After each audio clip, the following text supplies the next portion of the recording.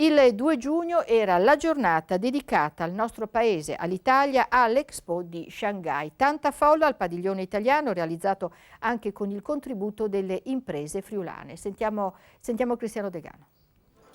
È uno dei padiglioni più visitati di tutta l'Expo di Shanghai, quello italiano, costantemente circondato da una coda di visitatori in attesa dell'ingresso. E c'è anche un po' di Friuli Venezia Giulia in questi stand che, si calcola, hanno visto transitare in questo primo mese di apertura circa 1 milione di persone. Le oltre 500 sedie che arredano il padiglione sono infatti forniti dalla Calligaris, l'azienda leader mondiale del settore che fa capo al presidente degli industriali regionali Alessandro Calligaris.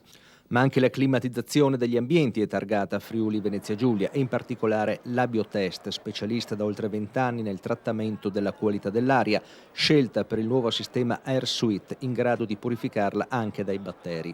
L'Abiotest del gruppo Luci, la società del presidente della Industria friulana Adriano Luci. Questo è un momento veramente interessante perché siamo sulla vetrina del mondo, perché Shanghai oggi rappresenta questo con 280 paesi diciamo, che si presentano con i propri padiglioni, quindi un'occasione veramente unica, un'occasione importante per sviluppare i rapporti, sviluppare anche le opportunità di questo grande paese che in qualche modo ci vede già particolarmente presenti e attivi. E da martedì a giovedì prossimi Shanghai ospiterà la rassegna Transport Logistic China, che vedrà anche la presenza del sistema trasportistico della nostra regione attraverso l'Intermodal System Friuli Venezia Giulia.